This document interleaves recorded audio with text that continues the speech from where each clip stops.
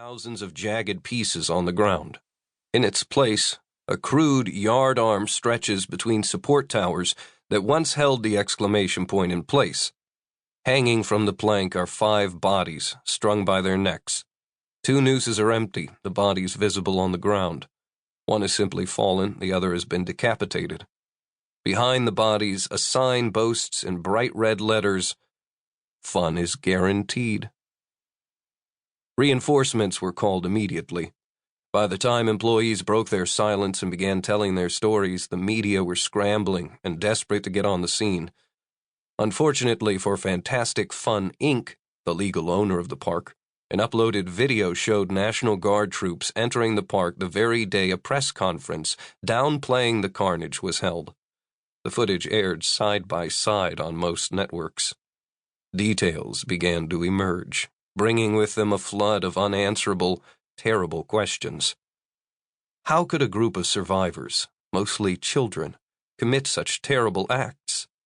How could survivors with the best possible circumstances in which to weather the storm and its aftermath produce the worst possible result? What does this say about our children, ourselves? Is every American teenager just a few short steps away from bloodthirsty savagery? How do we prevent this in the future? Was an American institution that had provided joy to children since the 1970s fatally harmed by this incident, or is redemption possible? Many of these questions are answered in the following interviews, but I will warn you, many questions remain, and the answers I found only led to more questions. I was able to speak with almost all of the key players, from Fantastic Fun Inc. representatives to evacuated employees to rescue crew. And as you've probably heard in the publicity run-up to the release of this book, there are multiple interviews with employees inside the park, as well as interviews with 5 of the 7 members of the infamous Council of Pieces. If there are answers, these are the people who would have them. Yet as I turned this book over to my editor, I felt I understood the events either only as well or slightly less well than I did after the initial news articles had been written and all the trial dates had been set. I knew facts, I knew locations, I knew the players, and I looked into their eyes. With one notable exception, none of these, some very young adults, are monsters. I'm convinced of that.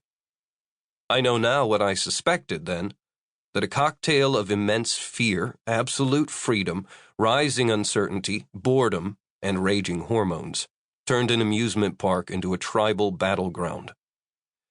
I've read dozens of think pieces that have dissected every aspect of this story, from academics giving thoughtful criticism to take away their phones and kids turn into killers hysteria.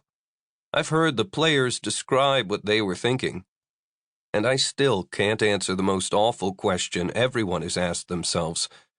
What would I have done?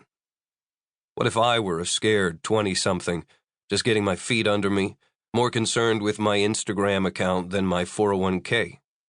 What if I had the entirety of human knowledge and experience at my fingertips and were suddenly plunged into the dark ages?